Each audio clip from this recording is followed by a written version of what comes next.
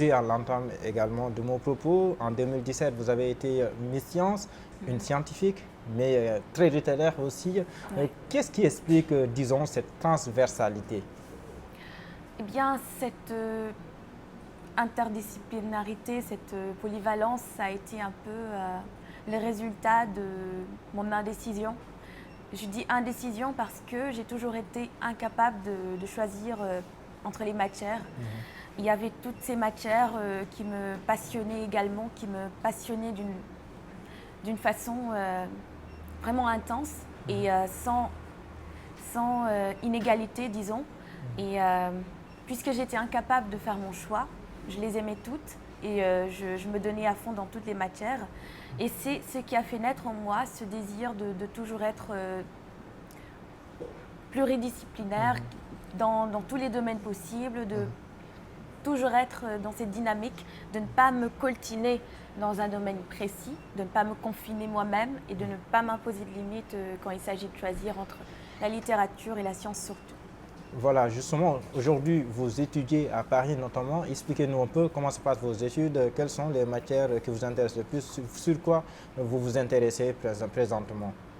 En ce moment, je suis en école préparatoire à Louis-le-Grand à Paris et j'étudie la physique, la chimie et l'ingénierie. Je suis dans la dynamique de préparer les concours pour l'année prochaine, donc les concours pour les grandes écoles. Je suis dans un cursus scientifique, mais ça ne m'empêche pas non plus de m'intéresser à la littérature.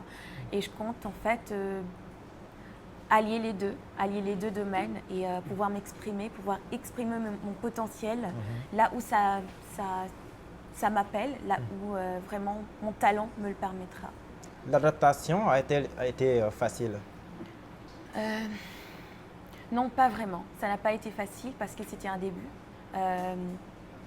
Mais bon, dans la mesure où j'ai réussi quand même à cerner la façon de penser des gens avec qui je vis maintenant, dans la mesure où aussi j'ai eu à comprendre leurs coutumes, à m'accoutumer à leur façon de vivre, à leur façon leurs us et coutumes en somme.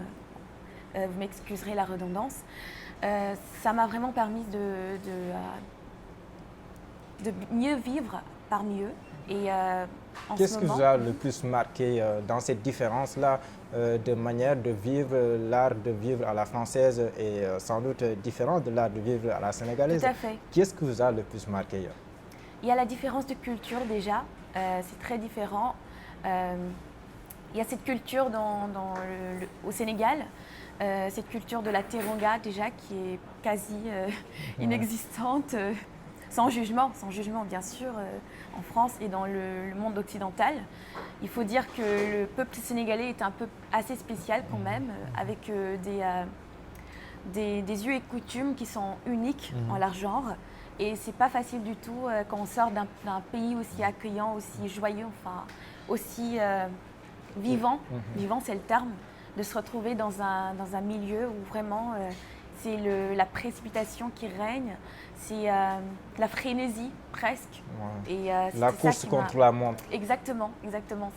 C'est la première chose qui m'a choquée, entre guillemets, parce que je me disais en fait que je me posais des questions. Je me demandais pourquoi tout le monde courait toujours, pourquoi il n'y avait pas un moment de libre, pourquoi il n'y avait pas tout le temps des gens qui se posaient, qui prenaient le temps de discuter autour d'un thé ou bien sous l'arbre, pas l'arbre, je ne sais pas moi, c'est une grosse différence en tout cas. Voilà, nous faisons cette interview dans un contexte marqué par la pandémie de Covid-19.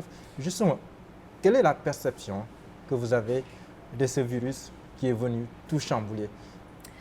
C'est assez regrettable qu'on ait eu à vivre ce genre de situation. Et on en est au point où vraiment, il faut vraiment qu'on réfléchisse, surtout avec les conséquences du coronavirus, des conséquences qui nous ont permis de réaliser en fait que le monde, il est un, il est connecté, nous sommes unis, nous sommes interliés, nous sommes vraiment interconnectés. Et ce qui arrive dans un lieu précis aura toujours des répercussions là où l'on vit, même si on se sent à l'abri. Et donc c'est cet effet domino qui s'est passé. Enfin, on se rend compte en fait que le monde a vécu cela sans préparation, sans vraiment savoir que cela allait bouleverser plein de choses et nous permettre de réaliser que nous ne sommes pas prêts pour certaines choses. Et aussi de savoir que la planète elle est en danger, que nous devons vraiment cesser certaines choses et commencer à réfléchir sur les enjeux qui comptent vraiment. Cette année, il n'y a pas eu de concours général, un concours que vous avez vu briller. Des regrets? Oui, oui, parce que comme des gens l'ont souligné, je ne connaîtrai pas mon successeur de cette année et c'est dommage. Il faudra peut-être attendre l'année prochaine pour savoir. Et des regrets parce qu'il y avait plein d'élèves qui avaient l'opportunité cette année, qui pouvaient avoir l'opportunité de briller, tout comme moi, j'ai eu la chance. Et ça n'a pas été le cas malheureusement. Donc je suis très désolée pour eux et je leur demande de persévérer pour les années à suivre, de ne pas se décourager du tout parce que c'est ce qui a été décidé. On ne sait par quelle divinité, on ne sait par quel hasard, par quel concours de circonstances.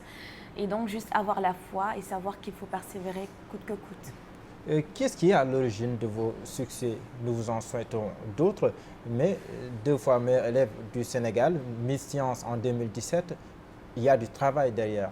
C'est quoi votre secret? Quel a été votre secret? Quel est ce secret-là que vous voulez partager avec les élèves qui sont en train de nous suivre présentement? Je dirais d'abord que l'effort doit venir de soi. L'effort, ça vient de nous-mêmes. Quand on fournit le travail nécessaire sur notre mental, sur notre façon de voir les choses, d'aborder les problèmes concrets, surtout dans les études, les gens ont plus cette opportunité, enfin, ils ont plus tendance à nous aider dans ce qu'on fait. Et c'est ce qui m'est arrivé. Mes professeurs déjà ont vu du potentiel en moi, ils m'ont aidé, encadré. J'ai eu des parents qui ont très tôt senti que j'aimais les études. Et au fur et à mesure de mon parcours, il y a eu des gens autour de moi qui m'ont vraiment encadré, qui m'ont vraiment aidé dans tout ce que je faisais, dans tous mes projets. Et c'est vraiment quelque chose qui m'a permis de briller. Je pourrais citer des noms jusqu'à non plus finir.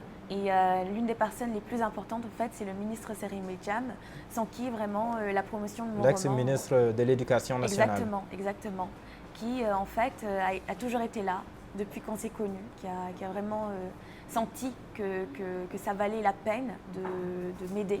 Et qui vraiment, avec surtout la promotion de mon livre, ses conseils qu'il m'apporte, m'a vraiment permis surtout de persévérer parce que je savais qu'il y avait des gens derrière moi, des gens qui comptaient sur moi, mes parents, ma famille, mes proches, mes amis, mes encadreurs, surtout le lycée scientifique d'excellence, il faut le dire aussi, de là où je viens, exactement.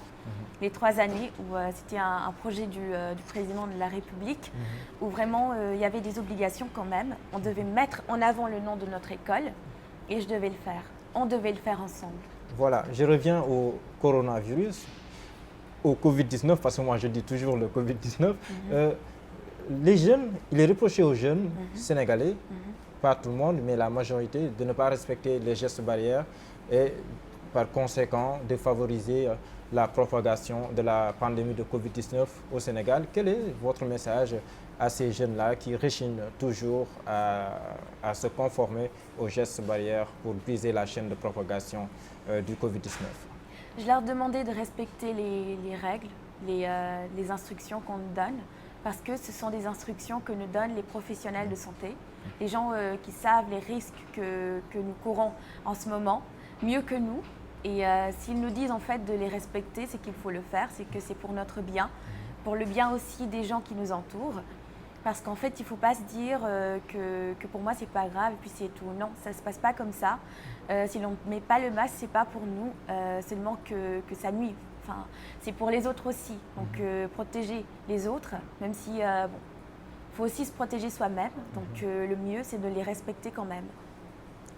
C'était un plaisir de vous recevoir, mais juste je vais vous taquiner. Dans le livre aussi, vous abordez le thème de l'amour. Est-ce que Diary Sow pense à l'amour, à se marier dans les médias ou dans un futur proche? Comme tout être humain, je pense à l'amour, oui. Je pense à l'amour philosophiquement, je pense à l'amour pédagogiquement, je pense à l'amour tout court. C'était un plaisir de vous recevoir. Votre Merci. mot de la fin? Alors, ce sera un message pour les jeunes, pour les gens qui me suivent, tous les jeunes du Sénégal, leur dire en fait que leur jeunesse ne doit pas les empêcher de briller, de poursuivre leurs rêves et de le faire le plus tôt possible. Il En faut tout cas, savoir ce qu'on veut. c'était un plaisir pour nous de vous recevoir sur ce plateau de Seneweb.com. Nous vous devons une belle chandelle, tout comme vous aussi qui avez suivi cet entretien avec Diary Sow, auteur de ce livre que je vous conseille d'ailleurs d'aller acheter et de lire Sous le visage d'un ange. Merci, à très bientôt.